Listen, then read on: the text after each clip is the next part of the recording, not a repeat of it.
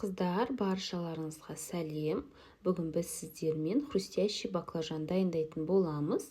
Ол үшін қыздар ең алдымен баклажанымызды алып, бұған бір баклажан жеткілікті.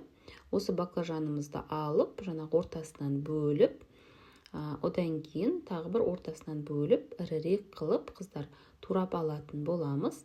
Турап болған баклажандарымызды ыдысымызға салып, үстіне қалауларыңызша тұз салып, одан кейін салқын суымызды құйып жарты сағатқа қойып қоямыз. Жарты сағатқа қойып болғаннан кейін осындай суымыз кішкене қоңырқай болып шығады.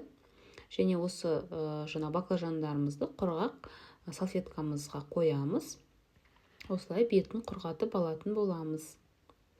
Және қыздар, баклажандарымызды құрғатып алғаннан кейін таза ыдысымызға салып, үстінен кукурузный крахмалымызды сеуіп, жаңағы видеодағыдай осылай барлығын араластырып аламыз.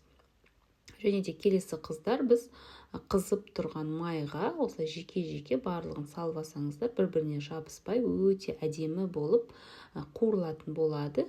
Міне қыздар, көріп тұрғандарыңыздай әдемі болып, жаңағы сарғыштау болып қуырылу қажет. Қатты күйдіріп жүрмегендеріңіз жөн.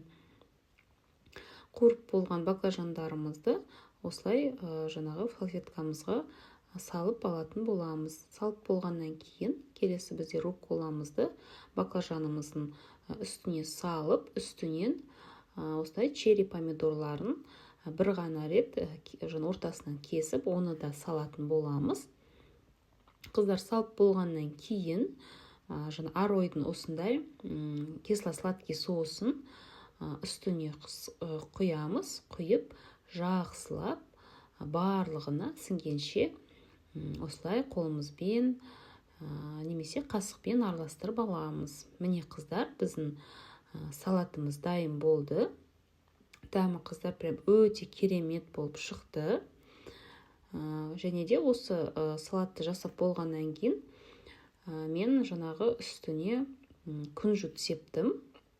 Қалауларыңызша сәндесеңіздер болады. Және де творожный сырды осылай үстіне қойып қойдым.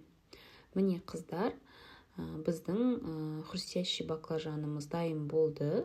Қыздар, видеом ұнап жатса, маған лайк басып, комментария қалдырып, маған тіркеліп кетіңіздер. Ас болсын!